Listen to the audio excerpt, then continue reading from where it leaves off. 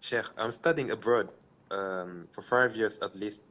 So am I still considered to be a traveler because this country is not mine? I'd like to know that in order to know if I can make dua whenever I want to, because the dua of the traveler is answered. Jazakallahu khairan. وَجَزَاكُمْ. A traveler is a person who carries the label with him.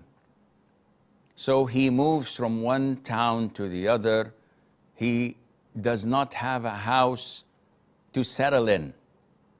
So if I go to attend a conference and I spend 2 weeks in that country, so I go from Calgary to Ottawa to Toronto to Edmonton, 3 days, 4 days here, I'm staying in hotels. I'm a traveler. Even if I stay in that country for a whole month, I'm still a traveler. I shorten my prayers. I can skip Ramadan fasting. I make dua as a traveler, because whenever they call my family, they would say, oh, the Sheikh is traveling. For you, my friend, the moment you set foot in that country,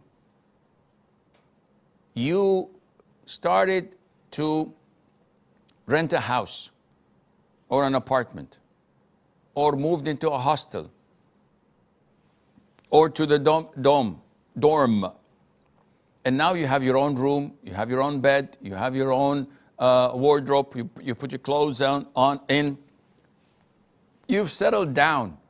So now you're not a traveler anymore. You're a resident. You've settled.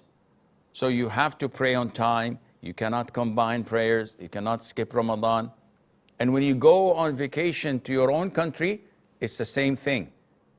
But you can shorten prayer and skip fasting when you're commuting between the country you're studying in and your own hometown, because you are a traveler. But in both of the places, you are a settler, and you cannot combine or shorten your prayers, and Allah Azza wa Jal knows best, bearing in mind that dua is not necessarily related to a traveler. You can make dua between adhan and iqama every single fard. And you can make dua at the last third of the night, and when the rooster makes its call, you can make dua. When it rains, you can make dua. When you are in distress, you can make dua. So many places that, and the last hour of Friday, you can make dua. These are blessed times and recommended for us to make dua, and Allah Azza wa Jal knows best.